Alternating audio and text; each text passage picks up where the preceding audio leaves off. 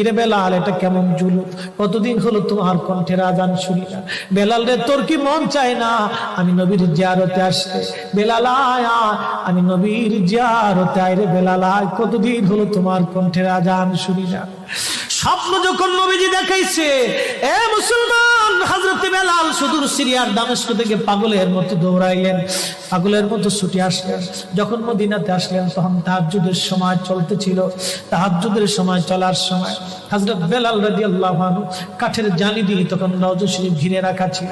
ওই জালির পাশে বসে বসে জালির সঙ্গে মাথা ঠেকাইয়া নবীর পাগল বসে বসে গুনগুন গুনগুন করে কাঁদে আর বলে, হুজুর আপনি আসতে বলেছিলেন, গোলাম এসে হাজির হয়েছে। নবী গো, আজান দিতে বলেছেন, আমি আজান দিলে আপনি আগে নামাজ আসতেন, এখন আজান দিলে কি নবী আপনি নামাজে আসবেন? হুজুর এখন আজান দিলে কি আপনি নবী নামাজে আসবেন? নতুন মুয়াজ্জিন আসছে আজান দেওয়ার জন্য, এসে দেখে নবীর মুয়াজ্জিন বেলাল কাঁদে। ডাক দেখে মদিনাবাসী শুনছো, নবীর মুয়াজ্জিন ফিরে এসেছে, বেলাল আসছে, বেলাল ফিরে আসছে। এই কথা শোনার পরে সব সাহাবী ঘর থেকে বের হয়ে দৌড়ায় এসে দেখে বেলাল কাঁদে। সাহাবীরা বলে, বেলাল আজান দাও, কতদিন হলো তোমার কণ্ঠের আজান শুনি না। বেলাল আজান দাও, কতদিন হলো আজান শুনি না রে বেলাল। বেলাল বলে, সাহাবীরা রে, আমি আজান দিলে কি নবী নামাজ আসবে বলো? সালমান ফারসি রাদিয়াল্লাহু আনহু ডাক দেখে, সাহাবীরা আমাদের কথাই বেলাল আজান দিবে না, তোমরা যাও দেখো হাসান আর হুসাইন দুইজন ঘরের মধ্যে আছেন। ইমাম হাসান হুসাইন রাদিয়াল্লাহু আনহুমা যদি বলে তাহলে বেলাল অবশ্যই আজান দিবে। সালমান ফারসির পরামর্শে সাহাবীরা দৌড়ায় গেলেন। বর্তমান 7 নম্বর গেট বাবুস সালাম বরাবর একটা মসজিদ আছে, মসজিদে আলী। এটাই ছিল হযরত ফাতেমা রাদিয়াল্লাহু আনহার বাড়ি। এই বাড়িতে দৌড়ে যাওয়ার পরে ইমাম হাসান হুসাইন রাদিয়াল্লাহু আনহুমা দুইজনকে নিয়ে আসা হলো।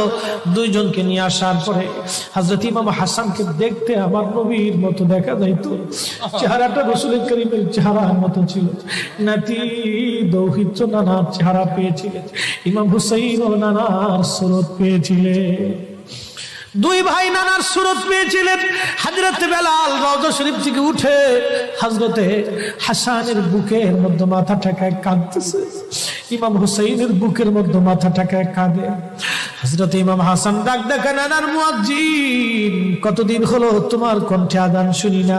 যেই কণ্ঠ দিয়ে নানার আজান শুনাইতা, যাও গো ওই কণ্ঠ দিয়ে আমাদেরকে আজান শোনাইয়া যাও। যখন হযরতে বেলাল ইমাম হাসান এই কথা বললেন, হযরত বেলাল দৌড়ায় গেলেন। যেই বনু নাজ্জার গোত্রের মহিলা সাহাবীর ছাদের উপরে দাঁড়ায় বেলাল আজান দিত। আবু দাউদের 519 নম্বর হাদিসের মধ্যে আসছে, প্রত্যেক ফজরের নামাজের শুভেচ্ছা আদিকের আগে বেলাল দাঁড়াইতেন। দাঁড়ায় আজানের আগে বলতেন, আল্লাহুম্মা ইন্নী আহমাদুকা ওয়া নাস্তাঈনুকা আলা কুরাইশিন ইউকিমুদ্দীনাক। প্রত্যেক ফজরের আজানের আগে এই দোয়াটা পড়ে বেলাল আজান শুরু করতেন। হযরত বেলাল রাদিয়াল্লাহু আনহু আজকে তাহাজ্জুদের আজান দিতে গেছে। আজান দিতে যাওয়ার পরে হযরত বেলাল যখন আজান দিলেন, আল্লাহু আকবার, আল্লাহু আকবার, আজানের মধুর ধ্বনি সারা মদিনার রন্দে রন্দে ছড়িয়ে গেল। মদিনার ঘর থেকে সব সাহাবী বের হয়ে দৌড় মারছে। আবার যখন বলেন আল্লাহু আকবার, আল্লাহু আকবার, সব সাহাবী, মহিলা, বৃদ্ধ, বনিতা